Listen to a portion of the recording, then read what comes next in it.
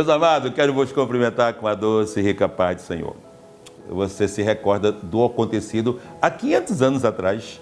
A história traz uma revelação tão linda e tão maravilhosa, que foi a vida de um menino, seu nome é Martinho Lutério, que cresceu em uma região difícil, seus pais eram camponeses, a sua mãe passou uma imagem de Deus, uma imagem que não era legal. Para uma criança, ele cresceu com aqueles traumas, dizendo que Deus era carrasco. E ele só depois de muitos anos é que ele veio descobrir. Mas como que se deu isso?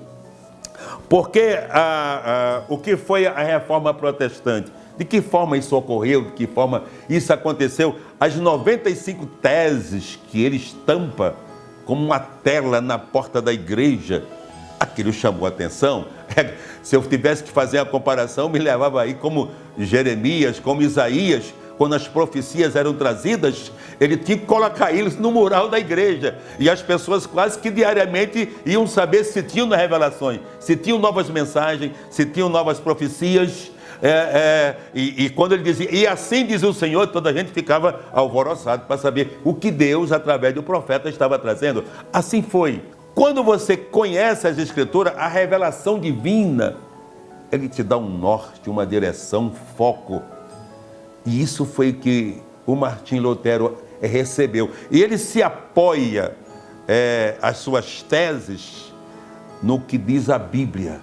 Quando Paulo escreve aos Romanos, capítulo 1, e o versículo 16 e 17, normalmente o 17, mas o 16 ele diz, ele começa dizendo assim, eu não me envergonho do Evangelho, porque é o poder de Deus para salvar tantos os judeus, como os gregos, como os romanos, como toda a gente.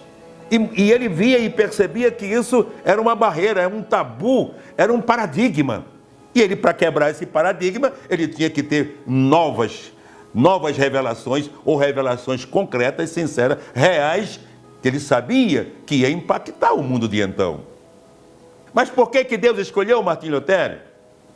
Talvez seja hoje, depois de 500 anos, você sinta esse mesmo toque de ser revelado, de trazer uma revelação. Eu senti hoje a revelação divina. E o que muda isso? É o que Paulo diz ao Romanos, capítulo 8. Nenhuma condenação há para os que andam com Cristo Jesus, que não andam segundo aquilo que está, aquelas torturas que foi transferida, foi colocada para você. Não, Jesus te libertou. E a Bíblia diz, se Cristo te libertou, verdadeiramente você é livre. Não precisa ficar se torturando para buscar uma bênção de Deus. Jesus já pagou tudo lá na cruz do Calvário por mim. Essas torturas que Martinho Lutero passou por ela, e eu creio que muitas outras pessoas, para alcançar uma bênção, uma dádiva, tem que se torturar. Para com isso. Não precisa se torturar, não. Jesus ele levou na cruz a minha dor, meu sofrimento, tudo o que tinha que pagar, ele pagou por mim. Eu nunca teria como chegar lá se não fosse ele, nem você também. Então, o conselho que eu dou depois de 500 anos é que você tenha uma nova vida. Essas 95 teses, a nossa Bíblia, nós temos 66 livros, 66 mensagens, e desses livros, muitos e muitos e muitos capítulos e muitos versículos, para você entender e conhecer melhor o que a Bíblia diz. Que Deus abençoe. Eu vou terminar com aquele insight, quando Martinho Lutero estava debilitado, já prestes a partir para o céu, para estar com o Senhor.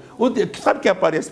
Sabe quem aparece Martinho Lutero? Ele, o diabo, que tentou por várias vezes envergonhar, tentou intimidar, tentou fazer de tudo para que ele não colocasse aquelas teses na igreja, mas ele o fez, porque ele obedecia a Deus. E o diabo apareceu para ele e disse, Martinho Lutero, é verdade que você vai para o céu? Ele disse, vou. Ele riu e disse, e os teus pecados? Já foram perdoados. Ele disse, mas são muitos. E o Martinho disse, você tem a lista? Ele disse, tenho. E ele trouxe uma lista imensa. Ele viu que realmente aqueles pecados ele havia cometido. Ele disse, não tem mais? Ele disse, tem. E trouxe a segunda, mais ainda. Ele perguntou, você é consciente? Sou. Tem mais? Ele disse, tem, mas isso aí é suficiente. Ele trouxe a última e apresentou tantas e tantas e tantos pecados. Essa é a função do diabo, é acusar. Sempre foi e vai ser e será até o fim.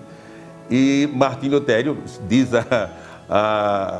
o site, o insight dizendo assim, ele pega uma caneta com escrita vermelha e pega cada lixa daquela e escreve atrás, dizendo, mas o sangue de nosso Senhor Jesus Cristo nos purifica de todo o nosso pecado.